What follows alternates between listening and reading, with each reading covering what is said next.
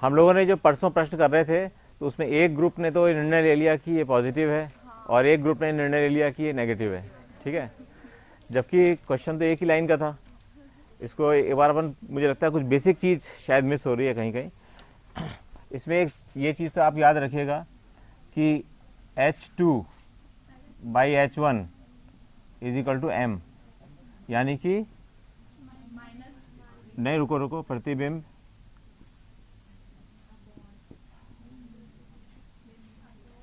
की ऊंचाई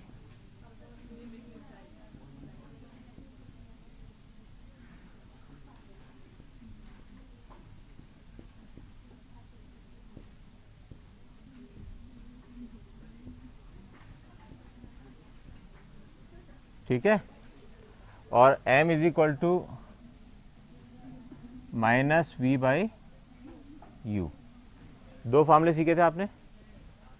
अब इसको कैसे इतने सारे लोगों ने पॉजिटिव निकाला ये भी देखने लायक चीज़ है। अपन ने यहाँ पे कल V तो निकाला था, V सबने सामान निकाल लिया था, V-30 सबने निकाल लिया था। अब प्रश्न ये आया कि आगे इसके क्या कंफ्यूजन क्यों हो रहा था आपको। अपने बिल्कुल ये केवल दो फार्मूले हैं अपने पास, कोई ज़्यादा फार्मूले भी नहीं है। अब हम लोग पहले इसको निकालते हैं, इस वाले फार्मूले को यूज़ करते हैं पहले।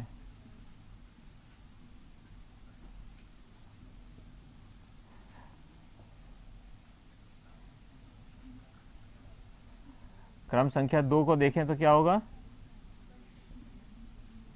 अब देखो V क्या है, निकालना है, ठीक है। U इज इक्वल टू,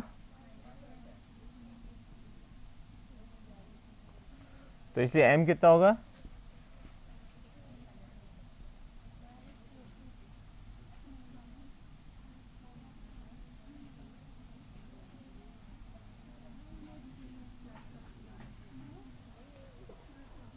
ठीक है।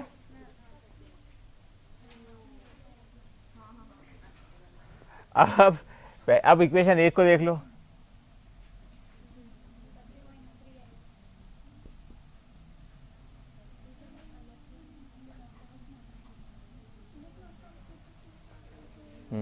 क्रम संख्या 1 से क्या निकलेगा, M is equal to H2/H1। H2 दे रखा है यहाँ पे, तो दे रखा है, नहीं दे रखा, मान लो H2 है, प्लस तो है ही, प्लस है इसकी वैल्यू, H2 ऊपर लिखा हुआ है, इसकी प्लस है, और नीचे ये कितना हो गया, -3 हो गया ना, यहाँ निकाला है अपन ने M इज इक्वल टू -3। यहाँ तक बिल्कुल क्लियरिटी, कोई किसी को कन्फ्यूजन इस समय। अब अपने को निष्कर्ष निकालने हैं मैथमेटिकली, उसके अंदर आप लोग अटके थे मैथमेटिकली कैसे निकालें। वैसे तो आपको समझ में आएगी ऐसा क्या हो रहा है, लेकिन इसका गणित से कैसे निकालना है इसका हल। सबसे पहले ये देखो, हमने यहाँ निकाला है V इज इक्वल टू -30। इसका मतलब ये इधर है, ठीक है। तो V इज इक्वल टू -30 से क्या इंप्लाई हुआ, क्या है,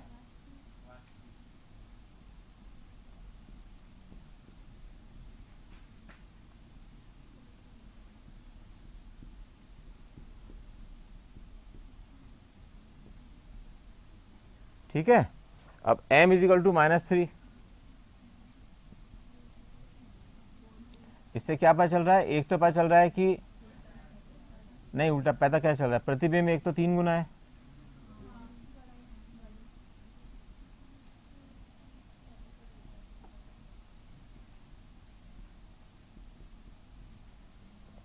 हमको ये पता है कि M is equal to H2/H1 होता है। यहाँ को हमको पता है कि H2 क्या है, पॉजिटिव, और ये क्या है, H1, और M का मान है -3, तो -3 इज इक्वल टू H2/H1। हाँ हाँ, H1 पॉजिटिव है ना। अभी तो इसके अंदर अभी तो पता नहीं चला ना हमें क्या निकलेगा इसका। So -3 is equal to H2 upon H1 है। अब इसमें से H1 पॉजिटिव है, H1 तो पॉजिटिव है, अपने को पता ही है क्यों यहाँ पे रखा है इसको। H1 पॉजिटिव है,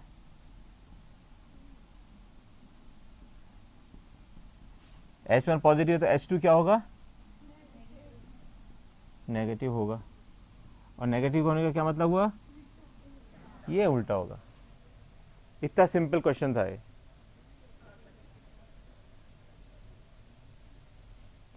अब बताओ किसी बच्चे को कि m is equal to positive किसका आ रहा है, अब बताओ।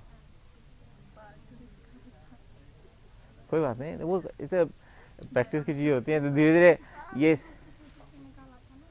नहीं। आप दूसरे आपने क्या करा था बताता हूँ मैं। आपने जो गलती क्या करी थी कि m is equal to -v upon u is equal to H2 upon H1, है ना। फिर आपने क्या किया इसको, अगर आप इसको जब इधर ले जा रहे थे तो आपको ये भी माइनस करना चाहिए था। ये 3 इक्वेशन है ना इक्वल। अगर आप इसको v upon u is equal to -H2/H1, तो ये -m हो जाएगा अपने आप।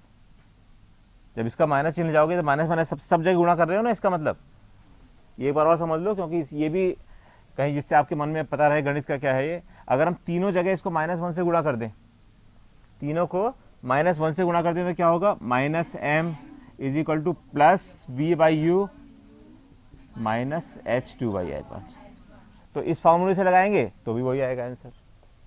फॉर्मूला कोई सा भी लगाओ, आंसर सेम आना चाहिए।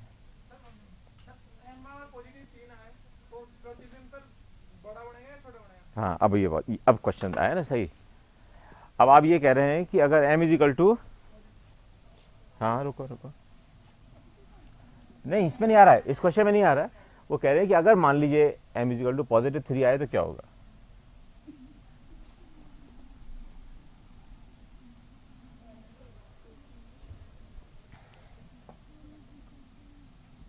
m इज इक्वल टू मान लो +3 आए, ठीक है। हमको ये पता है कि ये H2/H1 होता है, H1 पॉजिटिव है तो H2 भी पॉजिटिव होगा। ये क्या अवतल दर्पण के लिए कभी हो सकता है, मतलब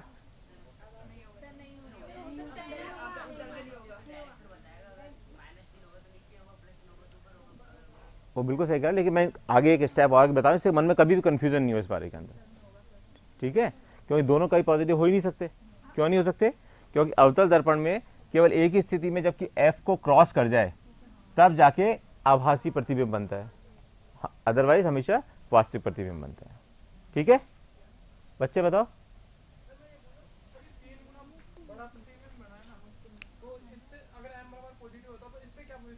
किस पे बेटे, नहीं नहीं नहीं, दोनों अलग अलग चीज़ें हैं। देखो दोनों अलग अलग चीज़ें हैं। साइन तो ये दिखाता है कि ये एक्सिस से ऊपर है या एक्सिस से नीचे है, और जो 3 या 4 है जो भी नंबर है वो कितना गुना है वो दिखाता है। बस दोनों अलग अलग चीज़ दिखा रहे हैं। रहेगा 3 गुना ही।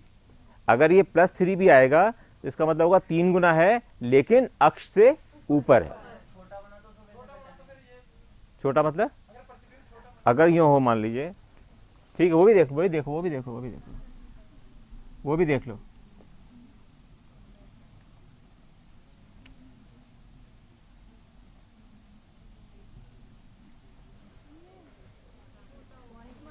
.5 में छोटा बन गया, वही कहना चाह रहे हो ना आप।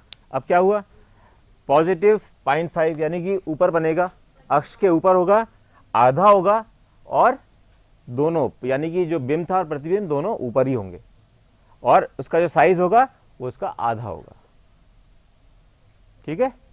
अब किसी बच्चे भी कंफ्यूजन हो तो बताओ, दोबारा इसको समझ सकते हैं अपन, क्योंकि इंपॉर्टेंट चीज है बहुत, ठीक है।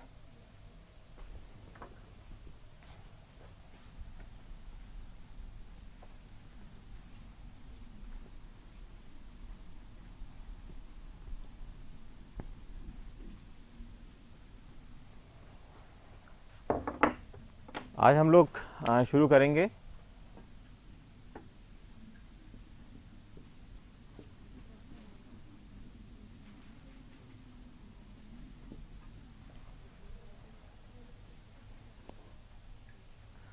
हमने ये देखा था और हम लोग हमेशा जानते भी हैं इस बात को कि अगर ये एक यहाँ पर सिल्ली है छोटी,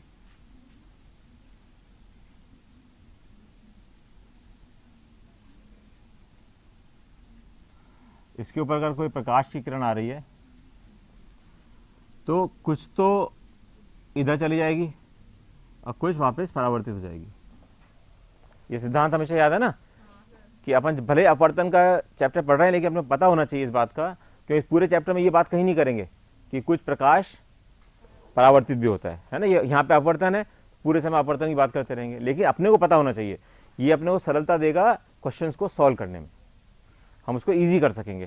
तो बिंदु हमेशा ये याद रखना है कि कुछ तो परावर्तन हो रहा है और जो पार होके जाती है उसको कुछ अपवर्तन हो रहा है। तो ये कभी भी ऐसा नहीं हो सकता कि सारा ही अपवर्तन हो जाए और सारा ही परावर्तन हो जाए। परावर्तन में तो हो सकता है, लेकिन इस वाले केस में जहां अपवर्तन हो रहा है वहां पर परावर्तन आवश्यक रूप से होगा। ठीक है, अब हम लोगों को देखना है सबसे पहले इसके अंदर कि अपवर्तनांक क्या होता है। इसको बहुत अच्छे से समझ लेना।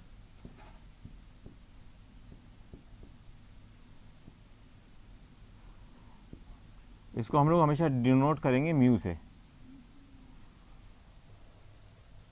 ठीक है, अपवर्तनांक का जो सबसे सरल जो डेफिनेशन है, जो परिभाषा है, वो ये है प्रकाश की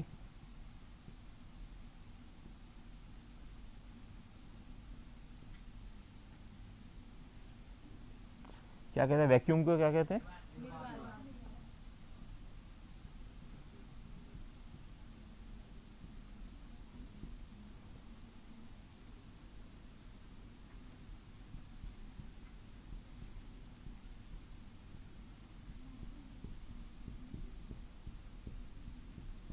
इसका मतलब क्या हुआ, कुछ बता सकता है बच्चा कोई? इसका मतलब हम केवल उस पर्टिकुलर माध्यम की बात कर रहे हैं जिस माध्यम में प्रकाश की किरण गुजर रही है और जिसके अंदर हम अपवर्तन का क्या हो रहा है इसको हम देखना चाहते हैं। ठीक है, तो ये जो म्यू निकाला है ये इसकी एब्सोल्यूट वैल्यू है, यानी कि हम केवल कांच की बात कर रहे हैं, केवल कांच की, क्योंकि हमने यहां वैक्यूम ले लिया। अगर हम यहां पे लेते हवा या पानी या कुछ भी लेते तो दोनों में फर्क होता, क्योंकि एक माध्यम दूसरा होता है, दूसरा माध्यम अलग तरह का होता है। तो ये हम केवल एब्सोल्यूटली, अगर हम किसी केवल एक पदार्थ की जब बात कर रहे हैं तो हम इस डेफिनेशन को लगाएंगे, इसके प्रकाश का वेग निर्वात में और प्रकाश का वेग माध्यम में। अब हमको ये पता है कि वेग का उससे कैसे संबंध होता है, आवृत्ति से। अपन जानते हैं कि v is equal to nu lambda. तो अगर हम यहां पे लिखें तो क्या हो जाएगा, अगर हम इसको निर्वात में माने वैक्यूम लिख देते हैं, v दोबारा हो जाएगा, रिपीट हो जाएगा, c लिख देते हैं, c इसका वेग इसमें, और इसको हम यहाँ पे डिनोट करेंगे कोई भी माध्यम है तो मीडियम, अर्थात न्यू लैम्डा c, और चूंकि गति वही है इसलिए दूसरा क्या आएगा, क्या होगा, लैम्डा m। अगर हम इसको भाग दे देंगे तो क्या हो जाएगा, म्यू, क्या होगा म्यू बताओ, lambda c upon lambda m। यहां पर एक सिद्धांत जो है वो आपको याद करना है, वो लिख भी लेना है यहां पर,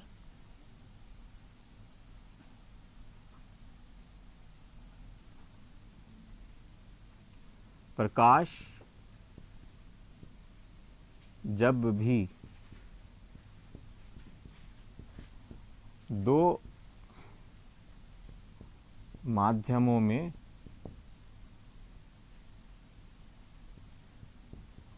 चलता है तो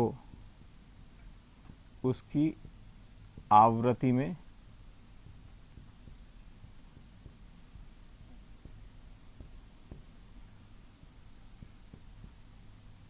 कोई परिवर्तन,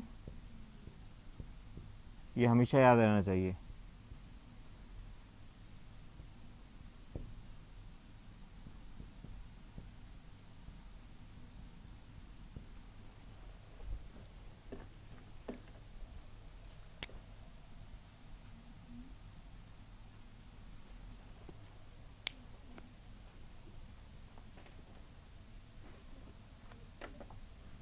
ठीक है,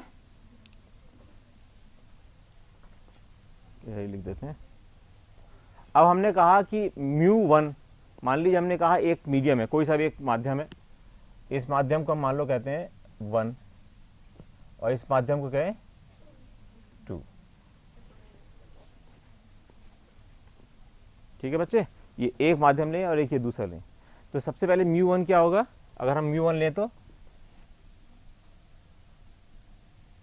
अपन ने भी सीखा है C/C, उससे देखो ना C में क्या था, C वेग, प्रकाश का वेग निर्वात में क्या होता है C, इसका मतलब ये ले लो ना, कोई सी V है तो V1 ले लो, प्रकाश का वेग है ना, इसको V1 ले लो, कुछ भी ले सकते हो आप जो चाहो। तो हम इसको लिख सकते हैं यहाँ पे C/,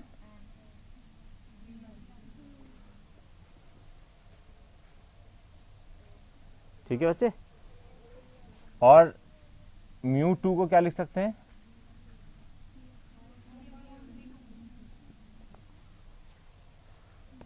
अर्थात अगर एक प्रकाश की किरण आ रही है इस प्रकार और ये अभिलंब है, तो इस वाले में आके या तो ये लंब से दूर चली जाएगी या लंब के पास आ जाएगी। अभी हमें पता नहीं है कि क्या होगा इसका।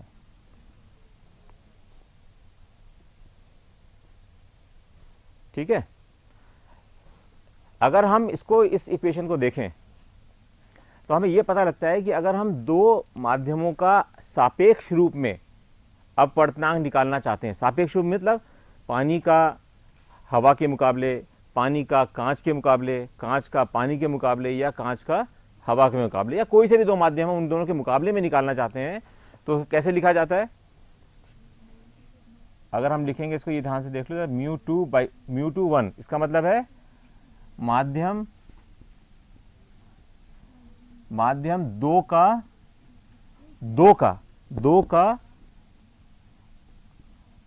अपवर्तनांक। बेटा एक बार पेन मंगवा लेना।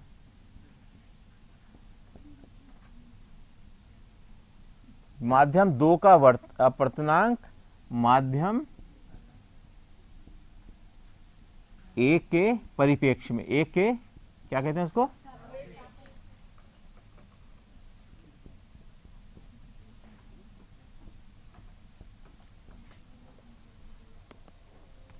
ठीक है।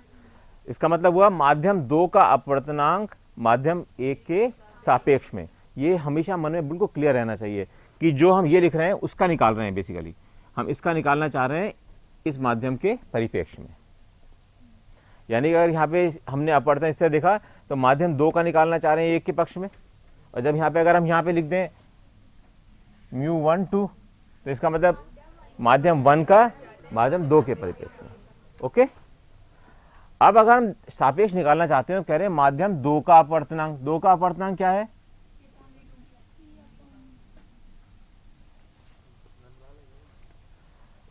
सापेक्ष में, माध्यम 1 के सापेक्ष में।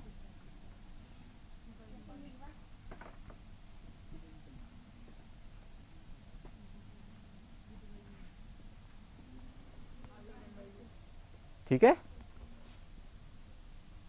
इसका मतलब एक चीज में और अपने को सरलता से याद करने के लिए क्या हो गया कि जो ऊपर है वो माध्यम 1 की गति दिखाएगा।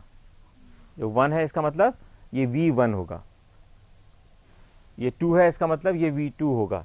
लेकिन जहां अपवर्तनांक की बात करेंगे तो माध्यम 2 का अपवर्तनांक माध्यम 1 के सापेक्ष में। ये बहुत ज्यादा इसका सिंबल का अर्थ समझ में आना जरूरी है। इसको हम लिखते हैं हमेशा साइन I/sin R के रूप में। यानी I क्या होता है, आपात कोण,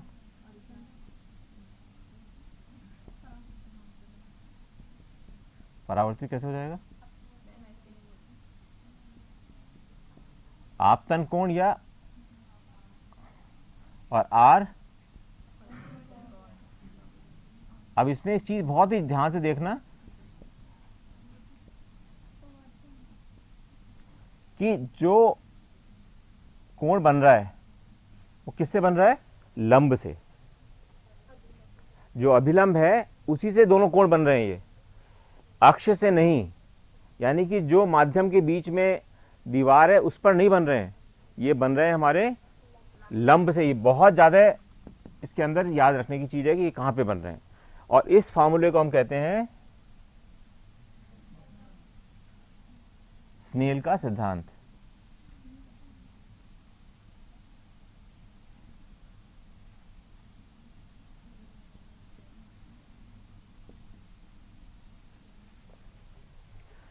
इसका मतलब बहुत सरल हो गया कि अगर माध्यम 2 का माध्यम 1 के सापेक्ष में निकालना है, माध्यम 2 का 1 निकाल दो, साइन क्या होगा, sine i upon sine r. हाँ, समझ में आ गई बात? कैसे याद रखोगे इसको? याद कैसे रहेगा? क्या करा अपन ने कि हम ये कह रहे हैं यहाँ पर 1 और 2, यहाँ पर V1 V2 है, तो जहाँ V1 वाले क्षेत्र में क्या बन रहा है अक्षय, साइन आई, और V2 में क्या बन रहा है, आर। तो ये तीनों चीजें एक दूसरे से सीधे सीधे संबंधित हैं। लेकिन जब हम ये कर रहे होते हैं, केवल अगर हम देख रहे हैं स्नेल का सिद्धांत, यानी कि μ2, अगर हम केवल इसको यूं लिखें, μ21 is equal to sine i upon i sine r, तो आपके मन में सबसे पहले क्या चीज आनी चाहिए कि ये V1/V2 है, जिससे आपको पता जाए कि कौन से माध्यमों का हम सापेक्ष कर रहे हैं, कौन से माध्यमों का हम मुकाबला कर रहे हैं आपस में। ठीक है, तो ये V1/V2 sine i by sine r is equal to mu दूसरे माध्यम का पहले माध्यम के सापेक्ष में। ठीक है, इसमें कोई दिक्कत? अब अपन ये देखते हैं कि कई बार कहते हैं अपन कि भाई ये सघन से विरल में आएगा, दूर हो जाता है, फिर कहते हैं विरल से सघन में आ रहा है तो पास हो जाता है। ऐसा क्यों? नहीं, माध्यम परिवर्तन तो हो ही रहा है, लेकिन सघन से विरल, विरल सघन में क्या समस्या क्या है, क्यों ऐसा क्यों होता क्यों है, ये आना चाहिए ना।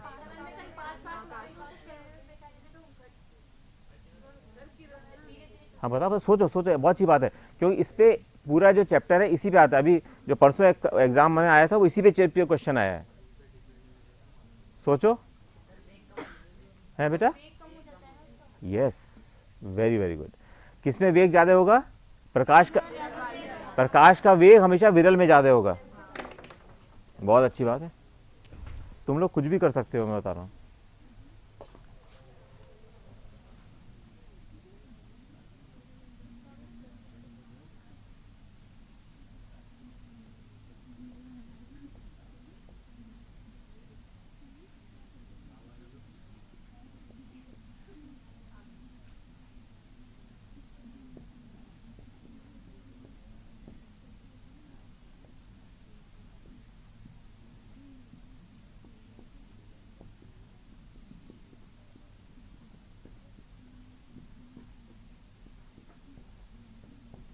ठीक है,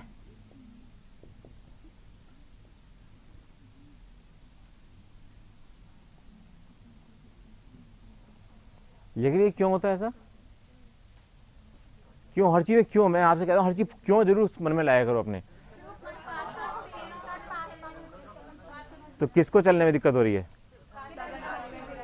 नहीं, प्रकाश के जो माध्यम में कण है उनको दोलन करने में, किरण तो कुछ अपने सीखा है, तरंग तो कुछ होती नहीं है उनको, क्योंकि जब जैसे मान लीजिए दोलन कर रहा है, तो अगर मान लीजिए सघन है तो उसको दोलन करने में तकलीफ होगी, नहीं कर पाएगा दोलन ज़्यादा। लेकिन अगर वो विरल हुआ तो अपना आराम से कर सकता है। इसलिए जहाँ विरल होगा वहाँ पे गति ज़्यादा होगी, और जहाँ पर सघन होगा वहाँ पर गति कम हो जाएगी। समझ आएगा ना? कारण क्या है? कारण ये है इसका कि जो दोलन कर रहे हैं, इसलिए हमेशा पुराने चैप्टर्स को जोड़ते चलना चाहिए, तो क्वेश्चंस बहुत इजीली सॉल्व कर सकते हो। फिर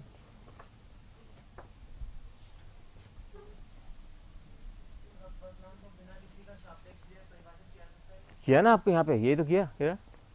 प्रकाश का वेग निर्वात में ले लो बस। फिर किससे निकालेंगे? किस चीज का? अपवर्तनांक क्यों हो रहा है? अपवर्तन क्यों हो रहा है? अपवर्तन क्यों हो रहा है? जबकि किसी एक माध्यम से दूसरे माध्यम में किरण जा रही है।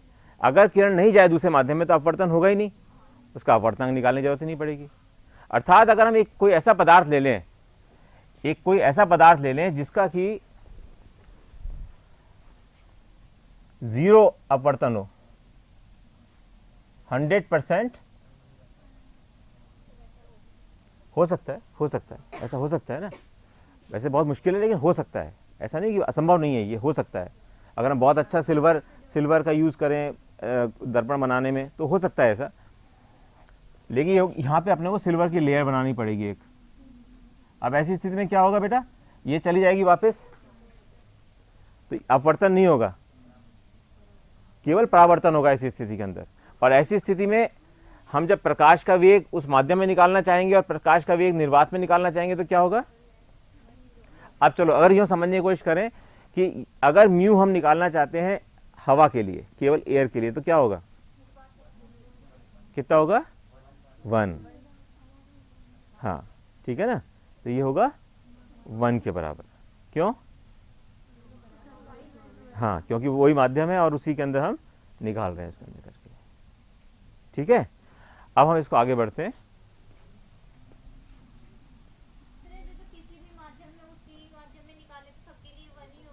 उसी माध्यम में निकाले तो यस गुड, अगर उसी के माध्यम में उसी से निकालें, लेकिन इसका मतलब ये हुआ कि उसका आप केवल स्थिति देख रहे हो अपवर्तन होने के बाद की। अब उससे पहले प्रकाश की किरण क्या कर रही थी उस समय कोई मतलब नहीं रहा इसका मतलब। अब हम केवल जहां वो प्रवेश कर गई है वहां पर हम देख रहे हैं। ये मिटा दूं इन दोनों को।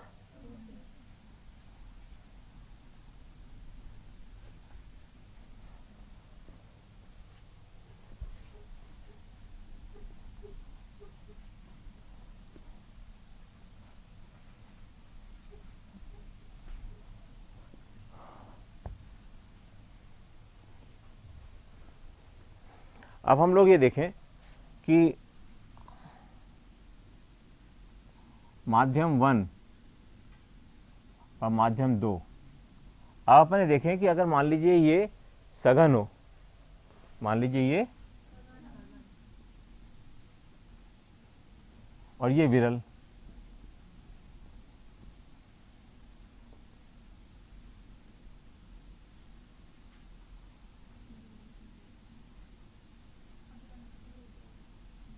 क्यों होगी ये पता लगाना है अपने को। सुनो सुनो, बहुत अच्छा बोल रहे हो, लेकिन इसका क्यों हो रहा है, इसका रीजन को सिद्धांत से समझने की कोशिश करो कि ये अल्टीमेटली क्यों हो रहा है। अपन ने क्या निकाला, म्यू दूसरे माध्यम का पहले माध्यम के सापेक्ष में क्या होगा, साइन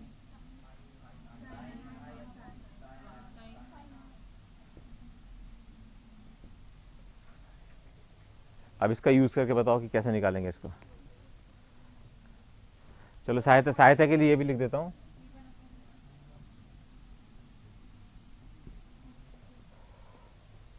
हमें ये पता है कि इस वाले केस के अंदर V1 इज लेस देन, ठीक है। अगर हम यहां लिखते हैं V1 लेस देन V2 यानी कि V2 बड़ा है, V2 बड़ा है V1 से। अगर हम लिखते हैं या तो कम लिखते हैं, जो भी कुछ भी लिखते हैं, V1 छोटा है V2 से, जो हमने यहां पे लिखा है V1 छोटा है V2 से, V1 छोटा है V2 से, इसका मतलब साइन I किससे छोटा होगा, साइन I छोटा होगा साइन R से, होगा या नहीं होगा। अगर V1 छोटा है, क्योंकि अपन जानते हैं कि वैल्यू दोनों की सापेक्ष रूप में चलती है, तो V1 अगर बड़ा है, छोटा है V2 से, तो साइन I छोटा होगा साइन R से, तो I क्या होगा,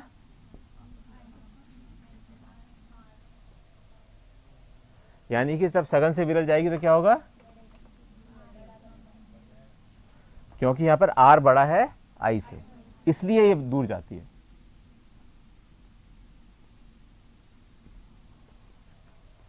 समझा ना, ये पता रहना चाहिए क्यों दूर जा रही है। ये तो हम रट लेते हैं कि सघन से विरल, विरल सघन, ये हो गया, चल लेंगे। अब दूसरा देखो जरा, अगर ऐसे ही माध्यम देखें,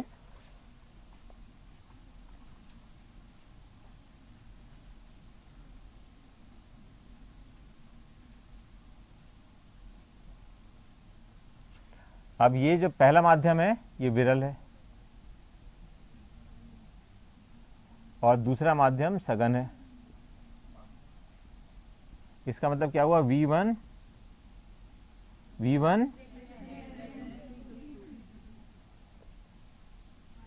ये I है, तो जब V1 बड़ा है V2 से, V1 बड़ा है V2 से, इसलिए sine i is equal, sine i बड़ा हुआ साइन आर से, ठीक है, और आई बड़ा हुआ आर से, यानी कि आर उससे छोटा बनेगा।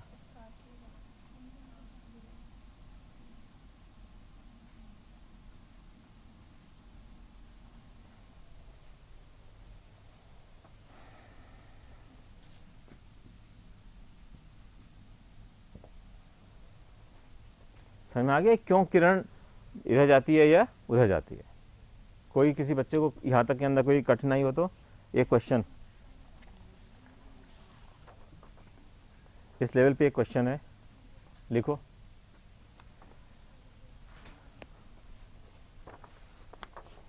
ये जो क्वेश्चन बता रहा हूँ ना मैं आपको, ये जो क्वेश्चन बता रहा हूँ परसों वाले एग्जाम में आया था, एम्स के एग्जाम में। जी बेटे,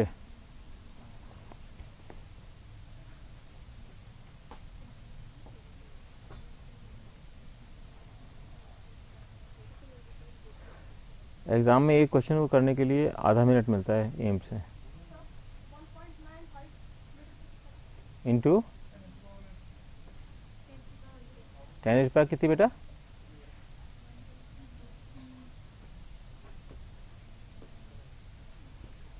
और किस बच्चे ने निकाला? निकालो निकालो।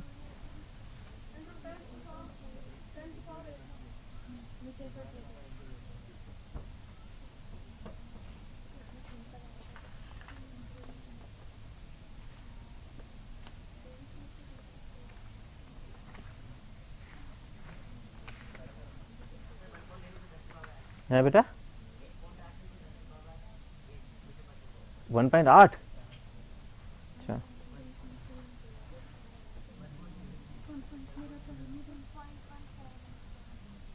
ओके।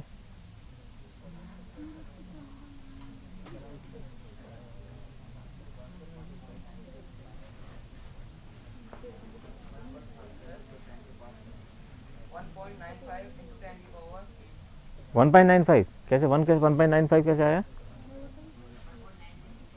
ठीक, नहीं नहीं, करीब नहीं, तो बस सिंपल भाग जा रहा है इसमें, तो पूरा जो भी आएगा पूर्ण भाग आएगा। 1.5।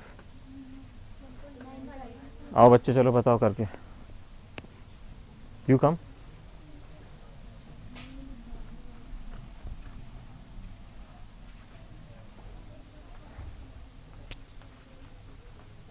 यहाँ कर लो बेटा।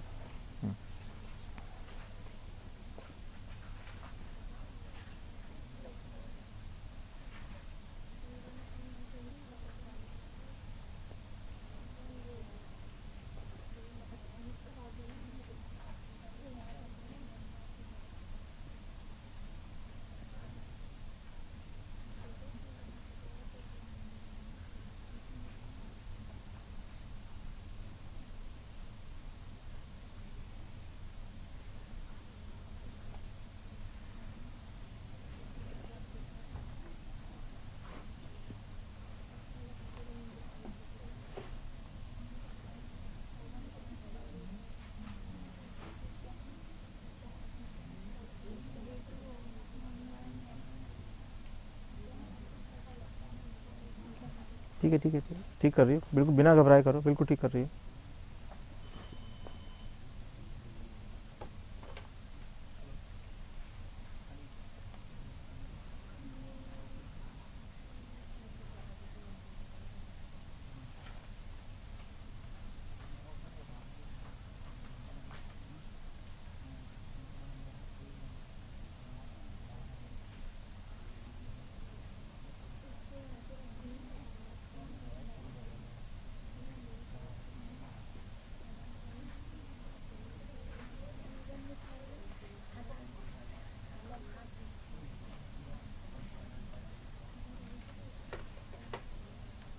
ये किसी को समझने में दिक्कत आई?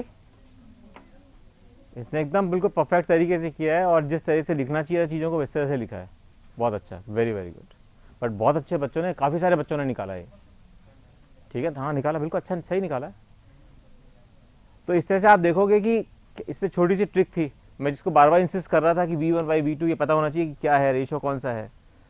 कौन से माध्यम से कौन से माध्यम में गुजर रही है, बिल्कुल ये इसने एग्जैक्टली सही क्वेश्चन किया है और लिखा भी बिल्कुल अच्छी तरीके से है।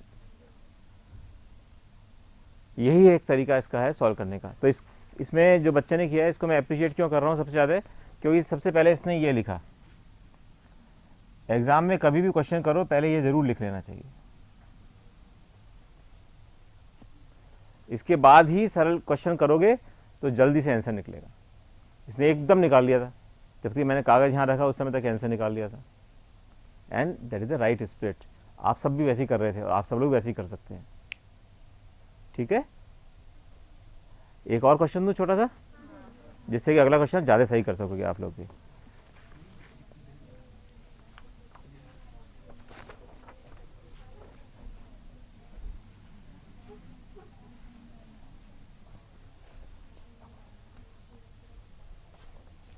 इसमें थोड़ा सा हल्का सा ज़्यादा दिमाग लगेगा, हल्का सा। पहले यहाँ पे 2-3 चीज़ लिख देता हूँ मैं। साइन 50 डिग्री होता है 0.766 और साइन 35 होता है, याद नहीं रखने की जरूरत नहीं है, एग्जाम में मिलेगा ये।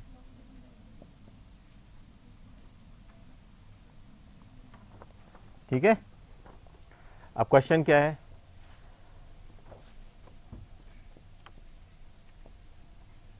पानी के टब में, ये बहुत अच्छा क्वेश्चन है, में एक आयताकार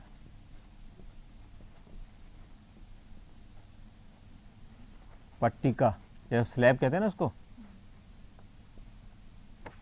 पट्टिका रखी है।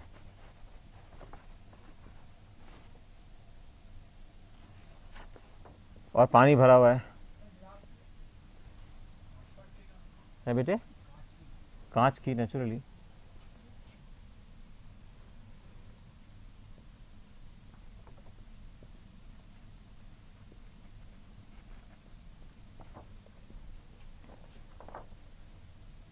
पानी भरा हुआ है इसके अंदर, वो लिख नहीं रहा हूं मैं।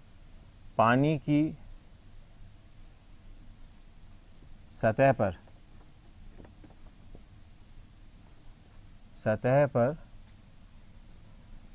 50 डिग्री आपतन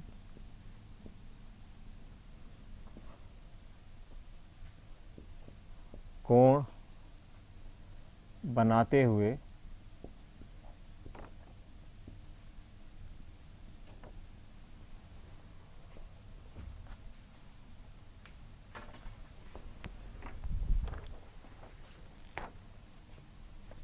एक किरण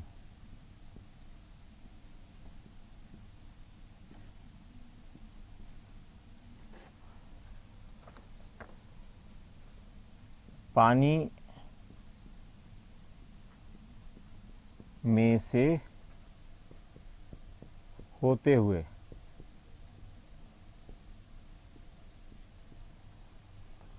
कांच की पट्टिका में प्रवेश करती है।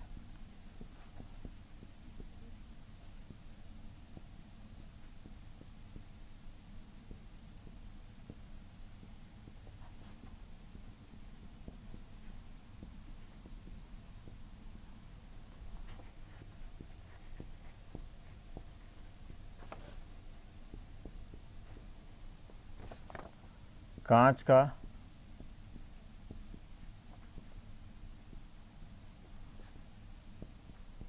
अपवर्तन कोण निकालिए।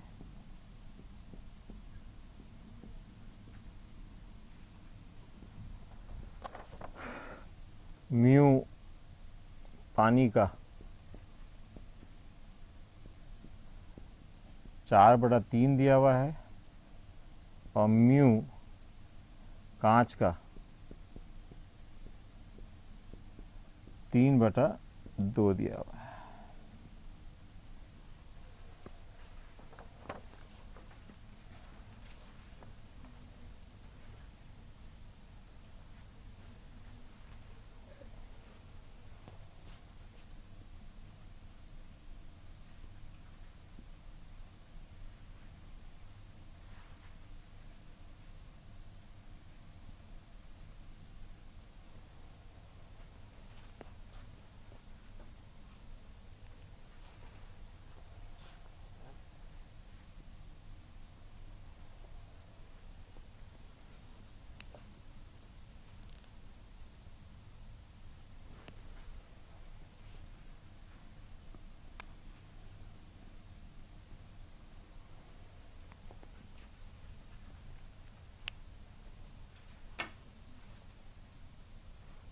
पहले इसका चित्र बनाने की कोशिश करना है ना, कैसे बन रहा है चित्र।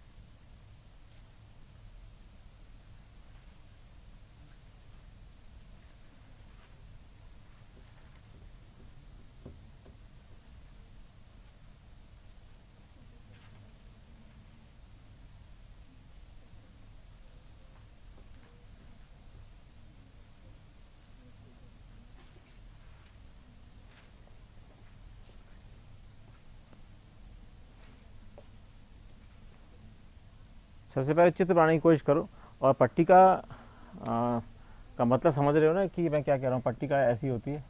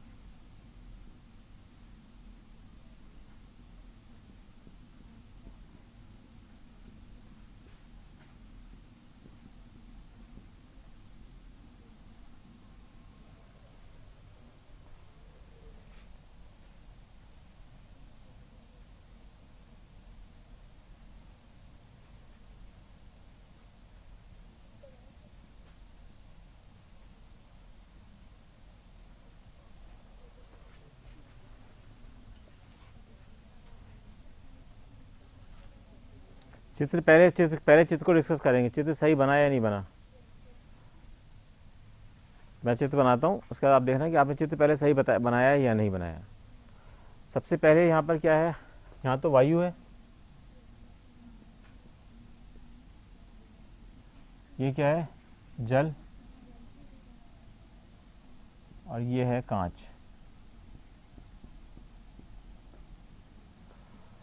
ये आपको और सहायता करने के लिए मैंने तीनों चीज लिख दिया, जिससे कि आपको ये आइडिया रहे कि क्या करने जा रहे हैं।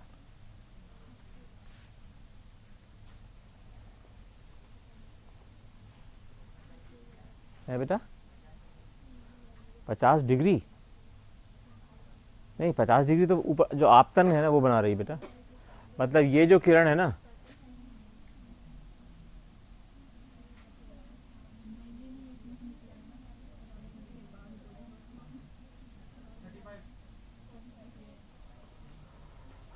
पहले चित्र तो बना लो फिर बताना।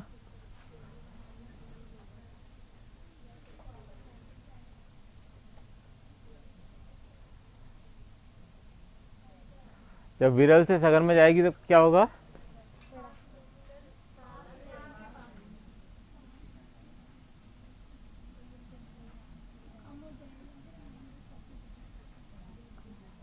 और ये फिर यहाँ आ गई। अब क्या, और भी फिर जल से भी सघन है ये, तो क्या होगा,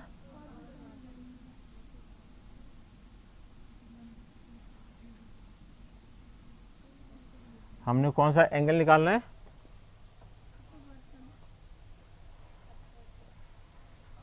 कांच का अपवर्तन कोण। ठीक है,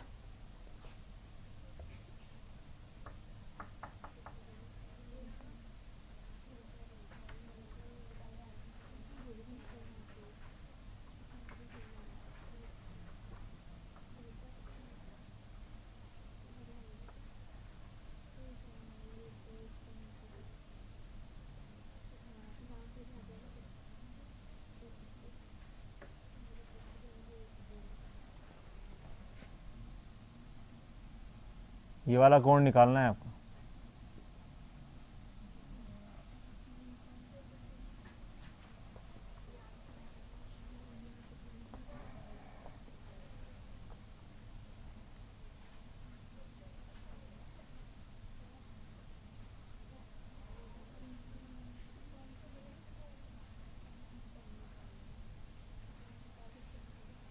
अगर आप आर नहीं निकाल सकते साइन आर तक साइन आर डैश तक निकाल लो। चलो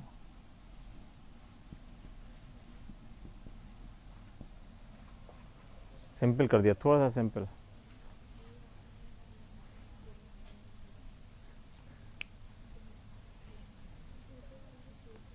साइन आर डैश की वैल्यू निकालनी है।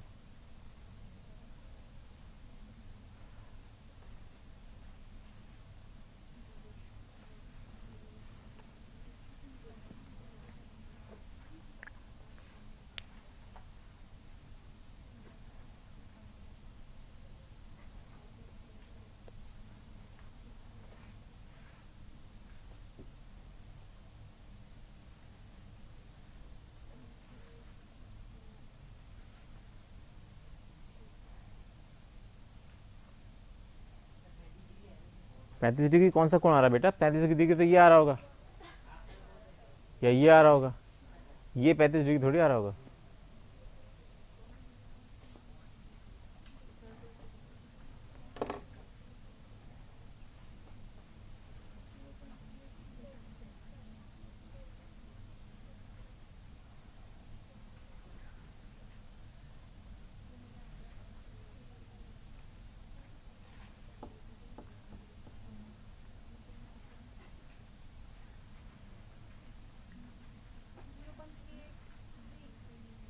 जीरो पॉइंट क्या चीज? साइन 0.,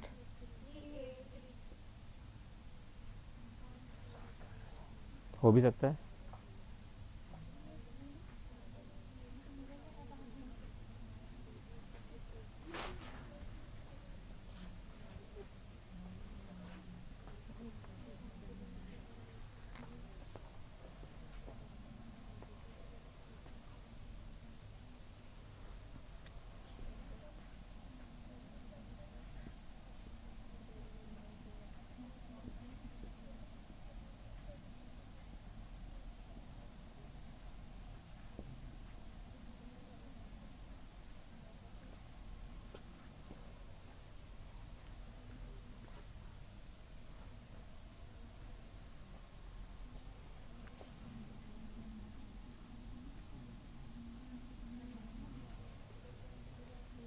मैं आपकी हेल्प करता जा रहा हूँ थोड़ा सा कैलकुलेशन करने में।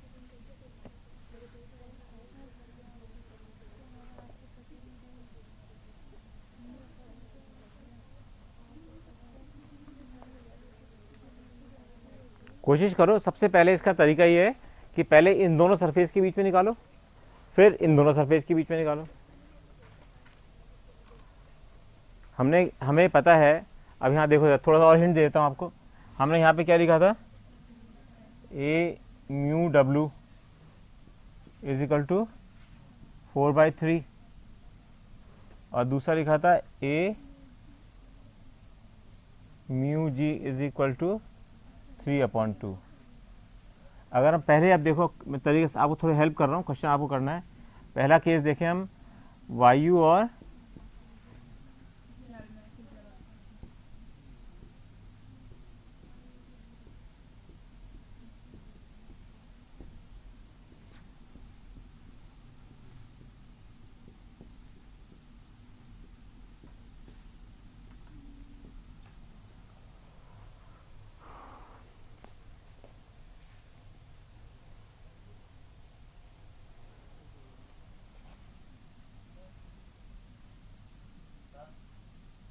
हाँ बेटा,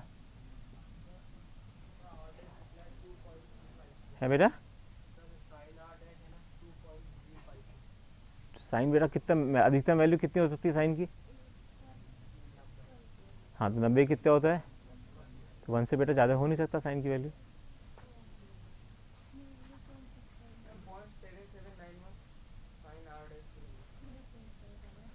बटे में बताओ। अच्छा बटे में बता दो, चलो कितना बटा कितना है?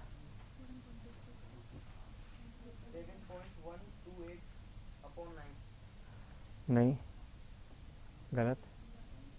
बैठ जाओ बेटा, अभी करेंगे अपन, देखते हैं।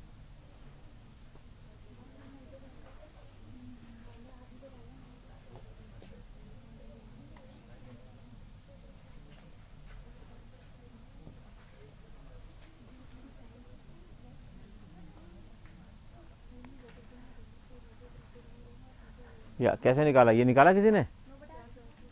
9/, गुड।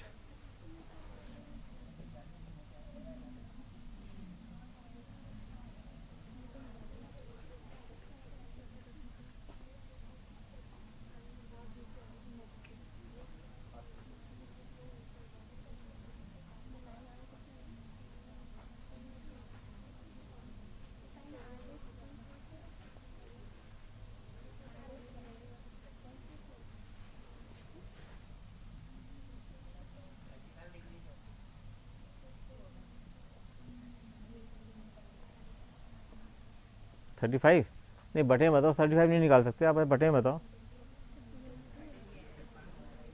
30 हैं, साइन आर डैश निकालना बेटा।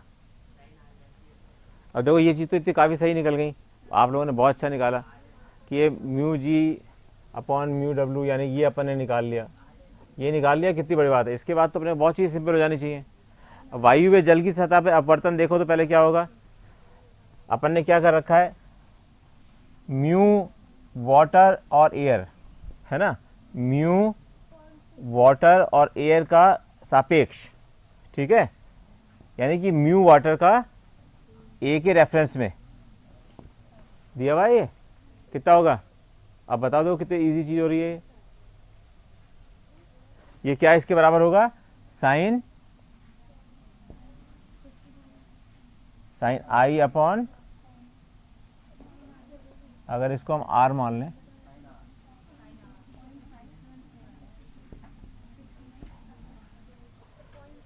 अब देखो, अब करके देखो इसको कितना, आपको तो सरलता बता दिया मैंने आपको। यानी कि इसको लिख सकते हो आप 4/3, तो साइन आर कितना आएगा, r is equal to 3/4 into sine 50.766।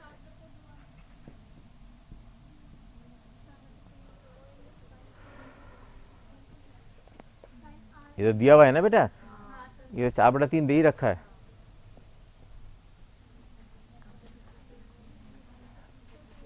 तो ये कितना हो गया,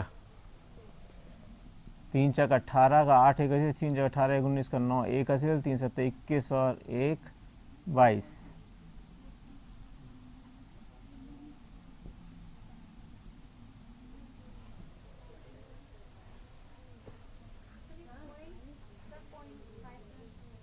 .57 आ गया ना,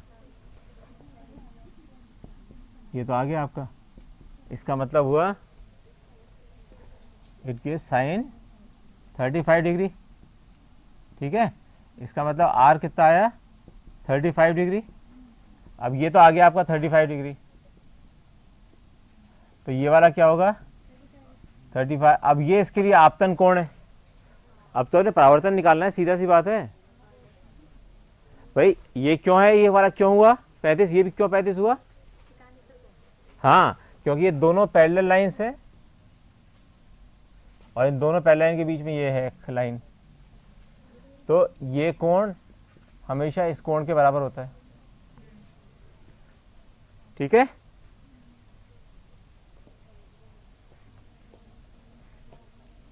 अब बताओ, तब तो बहुत ज्यादा मैंने बता दिया। अब दूसरी ले लो,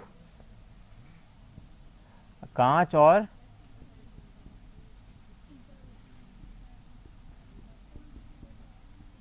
जल की सतह,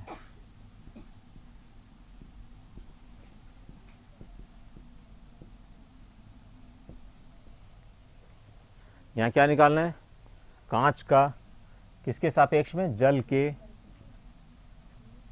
ग्लास वाटर, ठीक है।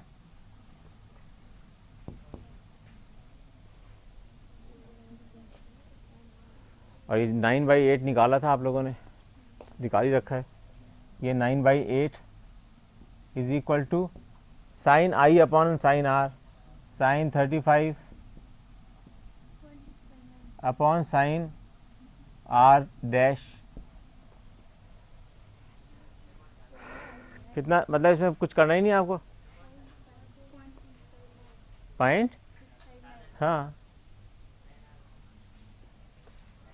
नहीं नहीं, क्या क्या क्या, दोबारा दोबारा करो, दोबारा करो। देखो अरे इसको नहीं सॉल्व कर सकते अपन अब। साइन 35 कितना होता है, 0.57, ये है 0.575 अपॉन साइन आर डैश। अपना साइन आर डैश ही निकाल लो, बहुत है, 9/8।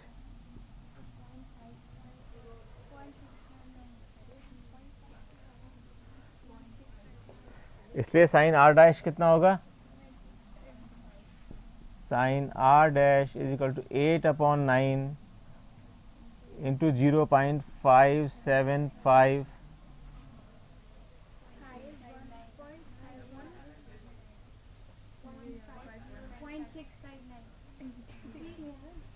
6 ऐसे आ रहा है, 8 पंजे 40 का 0 4 हासिल, 8 से 56 40 0 6 हासिल, 8 पंजे 40 का 46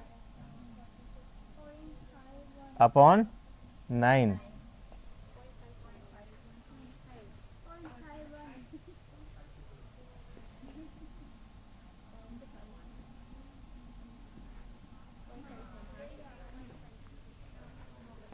अब बताओ किसी बच्चे को इसको प्रक्रिया को समझने में दिक्कत आई, किसी को भी? अब बोलो बेटा आपको कुछ मन में आ रहा है तो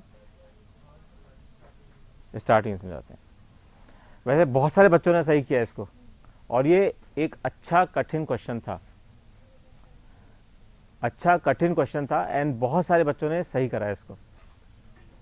ठीक है, अब इसको देखो जरा क्या हो रहा है।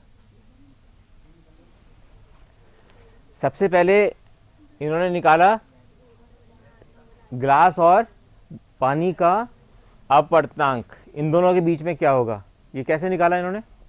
ये सारे बच्चों ने निकाल लिया था करीब करीब, बस इसका तरीका और क्या हो सकता है, ध्यान से अगर देखो तो क्या किया इन बच्चों ने, यहाँ लिखा था ए म्यू डब्ल्यू, और ये था ए म्यू जी, और हमको क्या निकालना था, म्यू, यानी कि कांच का म्यू जल के सापेक्ष।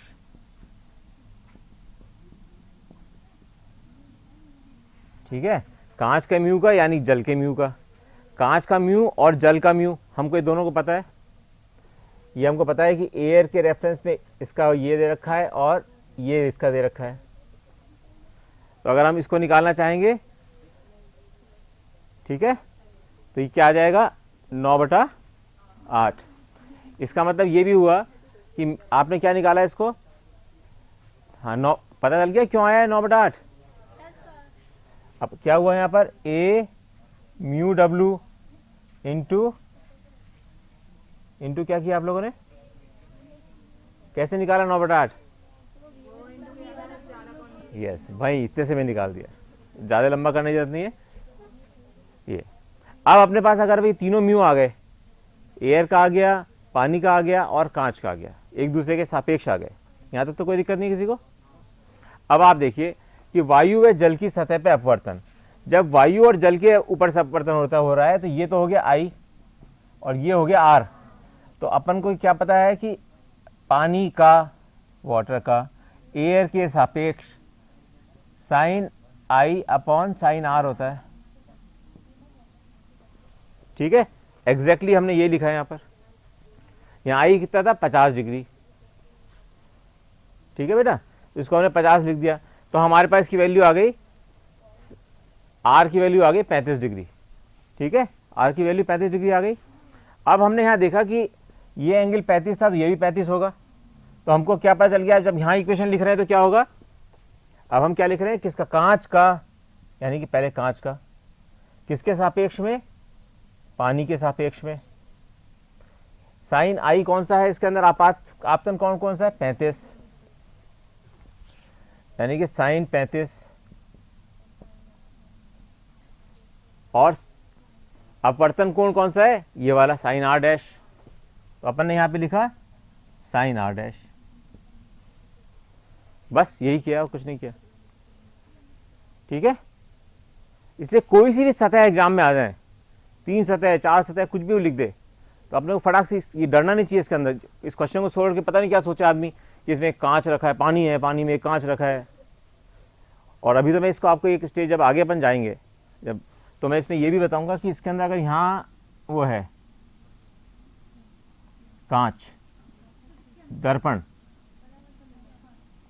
समतल दर्पण है, तो ये फिर एंड में जब यहाँ निकलेगा उसका कोण क्या होगा। अभी नहीं कर रहे, अगले स्टेप पे करेंगे, एक चीज और सीख जाओ उससे पहले। ठीक है, ये अगर एक बजे से आज आप लोगों ने किया ना इसको अटेम्प्ट, ये बहुत अच्छा अटेम्प्ट किया है। सर यहाँ पे जो आपने 0.2298 लिखा है, ये यहाँ पे 2.98 आएगा ना? कहाँ बच्चे? साइन आर के 4 into 0.4। हाँ वो ठीक है, वो उसमें कोई वो तो हाँ वो ठीक है, मैं देख लिया 0.22, हाँ वो ठीक है। ठीक है, मिटा दूं?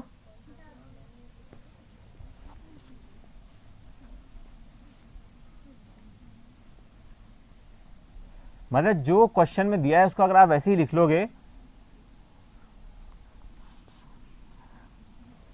उस लड़के ने मुझसे कल एक बात कही जो मैं वो और बता देता हूँ, माधवेंद्र पारीक, तो नाम याद रखना उसका, माधवेंद्र पारीक। उस लड़के ने एक बात और कही, मैंने कहा बेटा तुम्हारे पिताजी कहाँ नौकरी करते हैं? मैंने उससे पूछा तुम्हारे पिताजी कहाँ नौकरी करते हैं? इसने कहा मुझे नहीं पता। तो मैं और मेरी वाइफ दोनों बैठे हुए थे, हम लोगों ने पूछा क्या मतलब, ऐसा कैसे हो सकता है? कहने का पिछले 1 साल से ना मुझे ये पता है कि मेरे मदर क्या कर रही है, मेरे फादर कहाँ इस समय सर्विस कर रहे हैं, मेरे बहन भाई क्या कर रहे हैं, मुझे कुछ नहीं पता। मेरे पास मोबाइल नहीं है, मैंने टीवी का एक प्रोग्राम नहीं देखा है। सिर्फ उसको एक ही चीज़ दिख रही थी कि एम्स में मुझे अच्छे नंबर आने, नीट में तो उसके बहुत अच्छे आएंगे, कि एम्स में मुझे यहाँ पर लाना है, अपने आप को सेलेक्ट कराना है, केवल एक चीज़ दिख रही थी उसको। और उसने फिर कहा कि जब मैं एग्ज़ाम के लिए बैठा तो सब लोग भगवान से प्रार्थना करते हैं मेरा अच्छा हो जाए, ये हो जाए, वो जाए। उसके मन में क्या था, उसने क्या कहा, कल मैं बहुत ज़िंदगी में पहली बार मुझे किसी बच्चे ने ऐसी चीज़ें कही हैं, first time in my life में, इतने सालों से पढ़ा रहा हूँ बच्चों को। उसने मुझसे कहा कि मैंने भगवान से केवल ये प्रार्थना की कि जो मेरे में अभी जोश है ना, मेरा वो जोश बना रहे एग्ज़ाम के पेपर खोलने तक। वो वहाँ बैठा, जब उसका पेपर मिल गया, खोलने से पहले वो चिपका होता है ना, तो उसने भगवान से ये बनाया कि मेरा जोश कम नहीं होना चाहिए एग्ज़ाम का पेपर देख के। कहता है जब उसने देखा फिजिक्स कल बहुत टफ आया था, बहुत टफ पेपर था परसों, तो उसने जब पेपर खोल के देखा कि फिजिक्स बहुत टफ आई है, तो कहने लगा मुझे पता चल गया कि अब मेरी फर्स्ट 10 में पोजीशन आएगी। कहता है इतने में पता, उसने कह दिया, जरूरी नहीं था, गलत भी तो कर सकता था क्वेश्चन वो। मैं सिर्फ ये बता रहा हूँ कि फोकस। अब बिल्कुल medium class, lower middle class का बच्चा है, ऐसा नहीं कोई बहुत बड़ी सुविधाओं में और बहुत पढ़ा हुआ है, बहुत सुविधाओं में पढ़ा हुआ, ऐसा कुछ नहीं है। Very ordinary boy. कल बहुत अच्छा दिन था, मतलब मुझे इतना आश्चर्य हुआ कि ऐसी चीजें भी कोई बच्चा बोल सकता है। ये सब आप लोगों के लिए एक प्रेरणा की चीज है।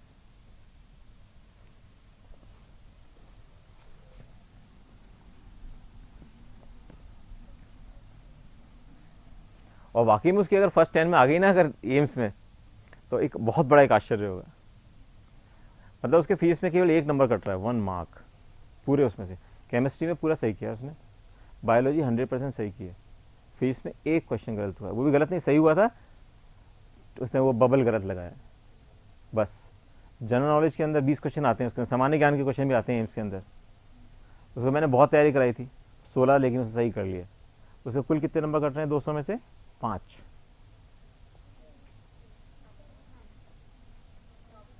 हो सकता है एक आध की कुछ और गलती हो जाए तो एक आध और कट जाएगा, कितने काट सकते हैं उसके।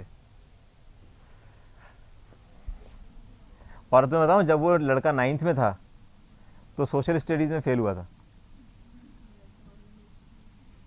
9th में सोशल स्टडी में फेल हुआ।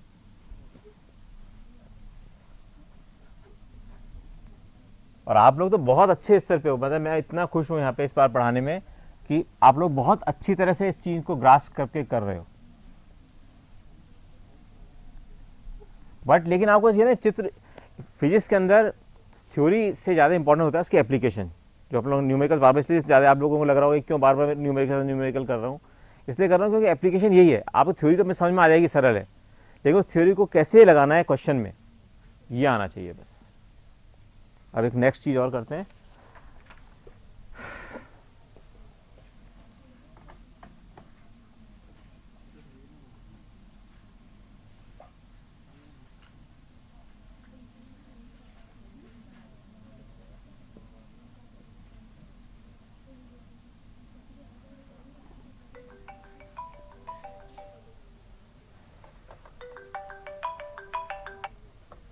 मैं अभी फ़ोन करता हूँ, क्लास चल रही है।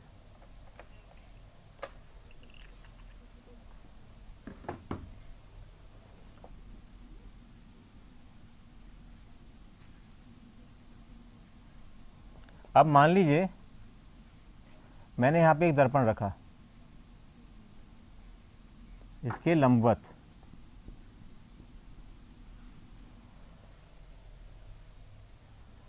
अगर हमने इसके लंबवत एक कांच रखा, ठीक, लंबवत रखने का मतलब क्या हुआ कि अगर हमने यहाँ पे एक किरण हमारी यूँ आ रही है, सरल रूप से समझने में, तो ये परावर्तन होकर कहाँ जाएगी,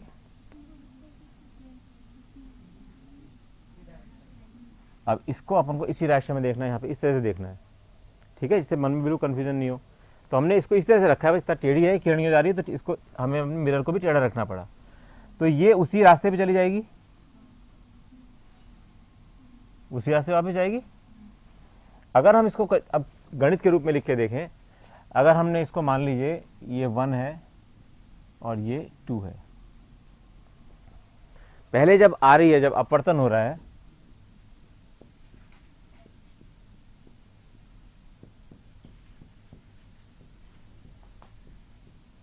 ये जरूर उतार लेना बेटा, ये सब किताबों में नहीं मिलती, मतलब स्कूल के वाले किताबों में नहीं मिलेंगी सब चीज़ें, तो इसको उतार ले, जरूर लेना। जब अपवर्तन होगा तो क्या होगा, म्यू 2 का 1 के सापेक्ष में, ठीक है ना, 1 से आ रही है 2 में, तो 2 का निकालना है अपने को, माध्यम 2, यह है माध्यम 2 और यह है माध्यम 1।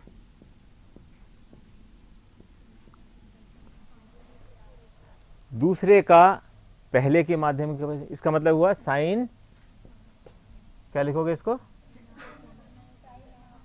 Sign i upon are.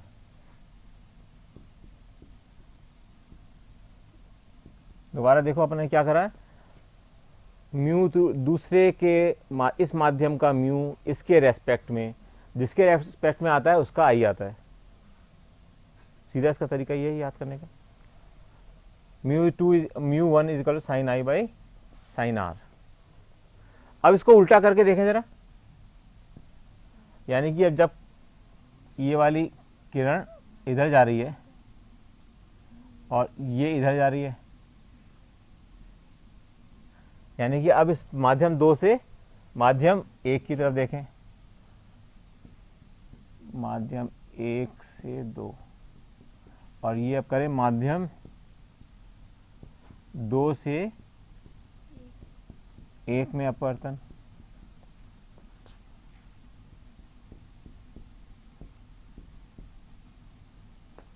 तो हम क्या कहना चाह रहे हैं, माध्यम 1 का म्यू 1 किसके रेस्पेक्ट में, क्योंकि अब आपतन कोण ये है, तो क्या हुआ, साइन आर बाई,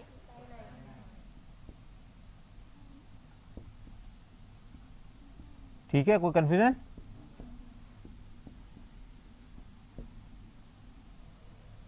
केवल इस चीज को देख के, जो पहले वाला क्वेश्चन था उसमें दर्पण रखने की बात कर रहा था ना मैं, आप उसका आंसर बिना क्वेश्चन करे बता सकते हो, अभी देखना है आप, बिना क्वेश्चन करे। तो ये हो गया। अगर हम 1 और 2 को गुणा करें तो समीकरण 1 व 2 को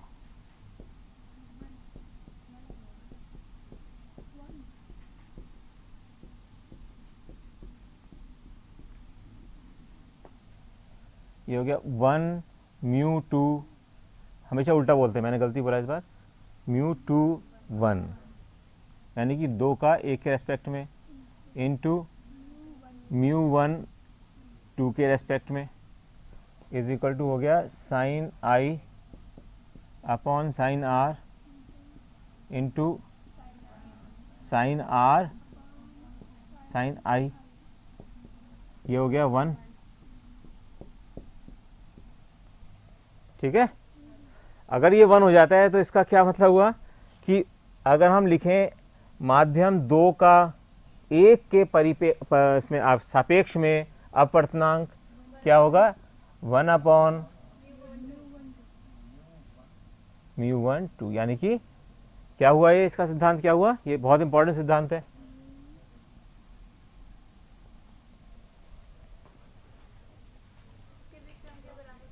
तो यानी उसमें क्या करना था पूरे क्वेश्चन में, 1/this, जो अपना आंसर निकल रहा था उसका 1 कर देते आप। जब क्वेश्चन कितना कठिन लगता, पहले पानी में से एक किरण आई, फिर एक उसके अंदर पट्टिका में आई, और उसके नीचे एक दर्पण रखा था, और फिर दर्पण से वो परिवर्तित होके गई। ठीक है ना, तो यहाँ पे सिंपल क्या हुआ, इसका सिद्धांत क्या सीखे इसके अंदर कि अगर दूसरे माध्यम का पहले माध्यम के सापेक्ष में निकाल रहे हैं तो पहले माध्यम का दूसरे माध्यम के सापेक्ष में उसका उल्टा होगा। बात समझ में आ गई, इसको याद रखना, ये मन में याद रह जाएगी तो कैसी बड़ी चीज तो है नहीं कि अगर हम एक माध्यम का दूसरे परिप्रेक्ष्य में निकाल रहे हैं तो दूसरे का पहले के परिप्रेक्ष्य में उसके उल्टा होगा, व्युत्क्रम होगा, व्युत्क्रम अनुपाती नहीं, व्युत्क्रम ही होगा, है ना। हाँ नहीं, मैंने बोलने वाला था। ठीक है, ये बहुत ज़्यादा जरूरी चीज़ है जानने के लिए। कोई भी क्वेश्चन अगर किसी भी तरह का आता है तो आपको बस केवल इतने सिद्धांत चाहिए कि आप इसमें आप बिल्कुल आराम से सॉल्व कर सकते हो। अब मैं जो लिखने वाला हूँ वो चीज़ आप मुंह जवानी हासिल कर दोगे, जो मैं लिखूंगा वो आप उसको मुंह जवानी कर दोगे।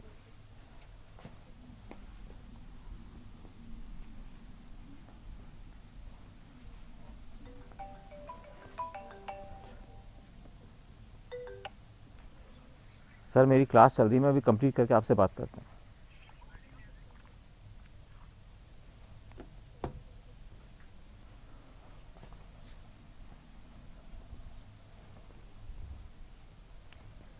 अब मान लीजिए हमारे पास एक ब्लॉक है,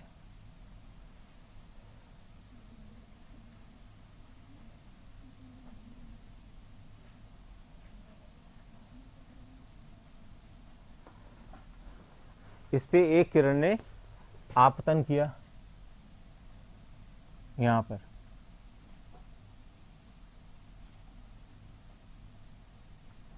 यहां हवा है, तो हवा से जब कांच में जा रहे हैं तो क्या होगा, विरल से तो कम हो जाएगा,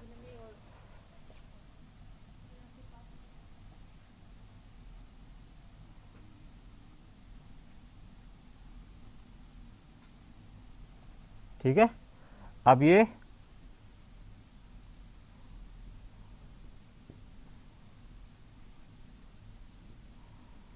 जब यहां पर पहुंची, अब यहां क्या हो रहा है, इसका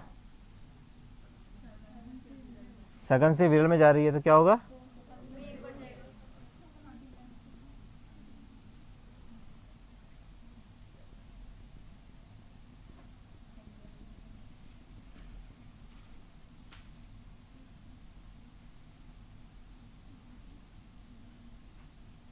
अविलंब से दूर हट जाएगी।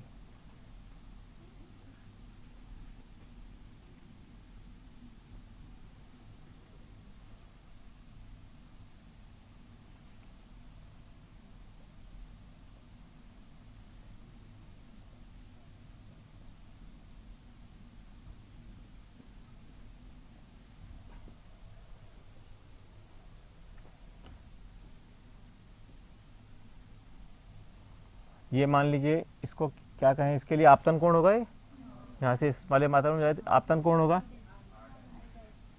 नहीं आप आई है ना तो इसको तो कुछ और लिख दो भाई, I2 लिख दो, कुछ भी जो मन में आए वो लिख दो। और अब ये इसके बाहर निकला यहाँ पे किरण, ये R2 हो गया, इसको फिर I1 लिख देते हैं, इससे आपको मन में भी चलता रहे। ठीक है, कितनी सी बात की हम लोगों ने।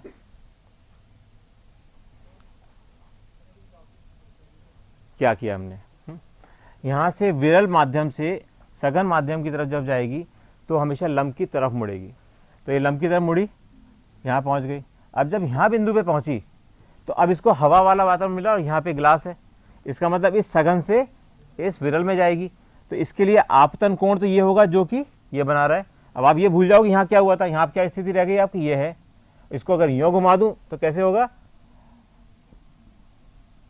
अब एक किरण आपकी यहाँ आ रही है जो I2 है और ये दूर चली जा रही है उससे,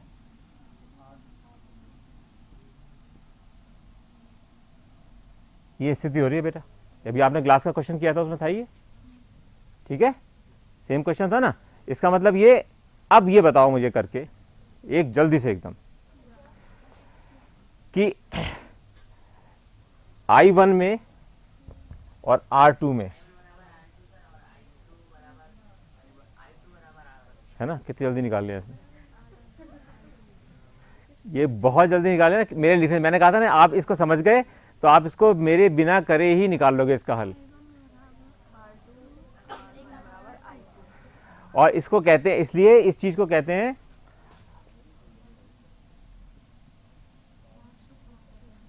क्या कहते हैं, यस। तो अभी आपको कितना इजी लगा, जब आप क्लास में आपने किया होगा आप सोच रहे होंगे ऐसे कैसे हुआ ये।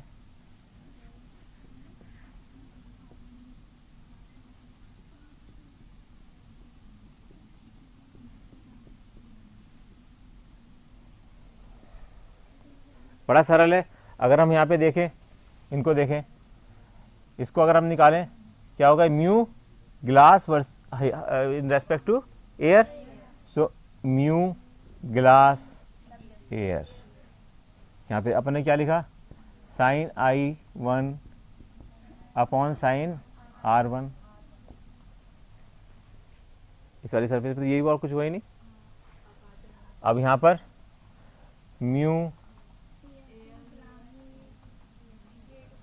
एयर टू ग्लास,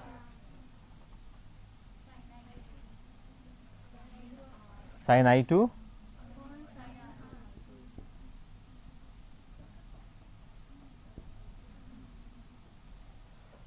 ठीक है। और इसको हम लिखें अगर ए जी तो इसका उल्टा हो जाएगा। ये अपन ने लिखा ना ग्लास एयर का ग्लास के रेस्पेक्ट में, ग्लास का एयर के रेस्पेक्ट में लिखे तो इसको उल्टा कर देंगे, म्यू जी ए, ठीक है, इज इक्वल टू क्या लिखोगे, साइन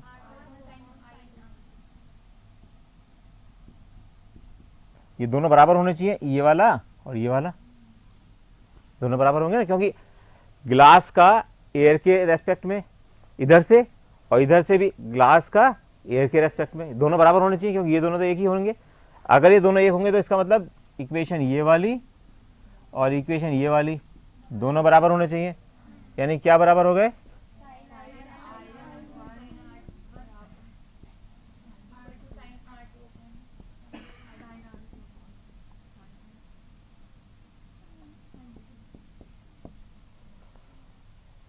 ठीक है। अब किसके कौन सा कोण बराबर है, R1 के बराबर I2 है, दिख रहा है, R1 के बराबर I2 है, तो ये से कट गया, तो क्या बचा, sign I1 is equal to R2, तो I1 क्या आ गया, इसका मतलब जो ये वाला हमारा कोण था और ये वाला कोण था बराबर आ गया। कितना इजी है ये, जबकि हर बार एग्जाम में आता है ये क्वेश्चन, बोर्ड में तो हमेशा हर बार ही आता है। बस सिद्धांत याद हो तो कुछ भी इसमें रटने की जरूरत नहीं है, बस ये पता जाना चाहिए ये लिखते कैसे हैं, इसको लिखना का हमेशा, और इसको हमेशा बोलो हमेशा सही, इसको हमेशा बोलोगे mu G A, mu A जी, बस ये सही बोल दोगे ना तो क्वेश्चन कभी गलत नहीं होगा। बेटा आपको समझ में आया है नहीं आया, पक्का, हाँ बेटे बोलो, है बच्चे, ये वाला एक स्टेप मैं खा गया था इसलिए हुआ गड़बड़। अगर यहाँ पे है ये इसके समानांतर है, क्योंकि ये परपेंडिकुलर है, ये भी परपेंडिकुलर है, तो एक परपेंडिकुलर को दूसरे परपेंडिकुलर से अगर कोई एक रेखा काटती है तो क्या होता है उसमें, ये कोण किसके बराबर होता है, इस कोण के। तो यहाँ I2 R1 के बराबर होगा, ये I2 है और ये R1 है, ठीक है, I2 R1 के बराबर है, इसलिए sine R1 is equal to sine, कुछ भी लिख दो, दोनों में से कोई भी आप लिख सकते हो,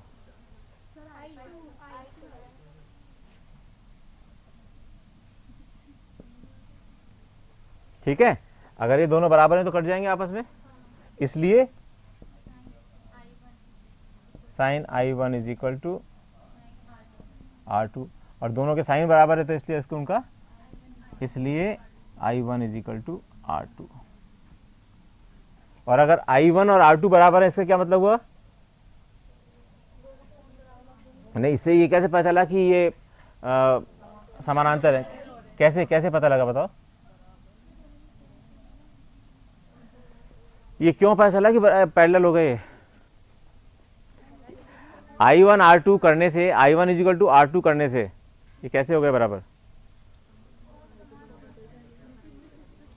नहीं, स्पष्ट तो हो रहा है, स्पष्ट तो हम लोगों ने बना दिया, इसलिए लग रहा है। अगर मान लो मैं इसको टेढ़ा बनाता तो कैसे हुआ? अगर I1 is equal to R2 है तो ये दोनों एक दूसरे के समानांतर कैसे हुए? कौन बच्चा बताएगा?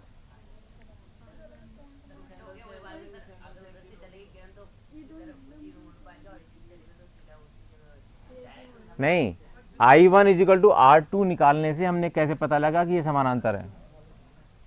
अरे सिंपल है, इसको इसको यूँ बढ़ा दो, पीछे बढ़ाओ।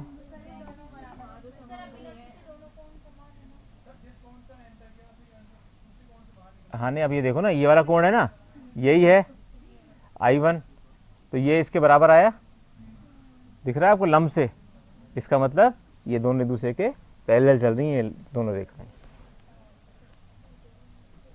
इसलिए चल रही हैं।